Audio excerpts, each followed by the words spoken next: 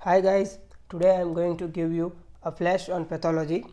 So let's start with the first and the foremost chapter under general pathology, that is cell injury. Cell injury.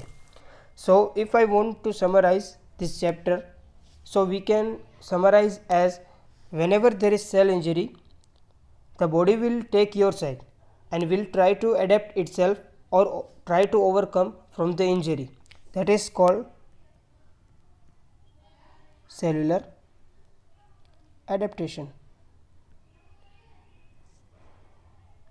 Then when your body tries to give up, then it enters into the reversible cell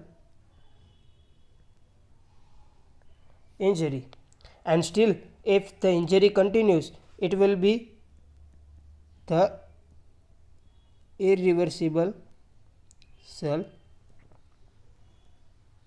injury, and finally it will lead to the cell death. It can lead to any type of the cell death as necrosis or apoptosis or combination of the first two, necroptosis, pyroptosis, or the pharoptosis. So this was the quick summary of the chapter in which we are going to learn about the types of the injury, cell death, and finally the cellular adaptation.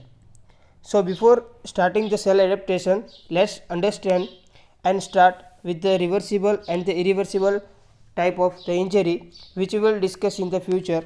Now I am going to give you the 4 important one-liner regarding this topic. So first one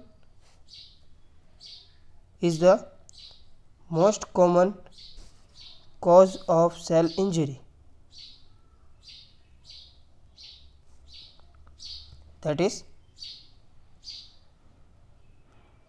hypoxia. As we know that it is the decrease in the concentration of O2. Second one is the most common cause of hypoxia, that is ischemia. Ischemia is nothing but it is the blood supply has been cut off. Next one is the cell or the organ which is most sensitive to the cell injury. So remember, this cell is neuron and the organ is brain.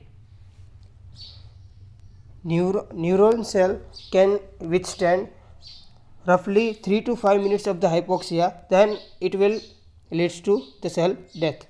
And finally the fourth one is the cell which is most resistant,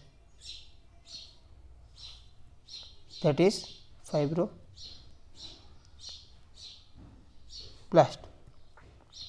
So this was the quick overview of the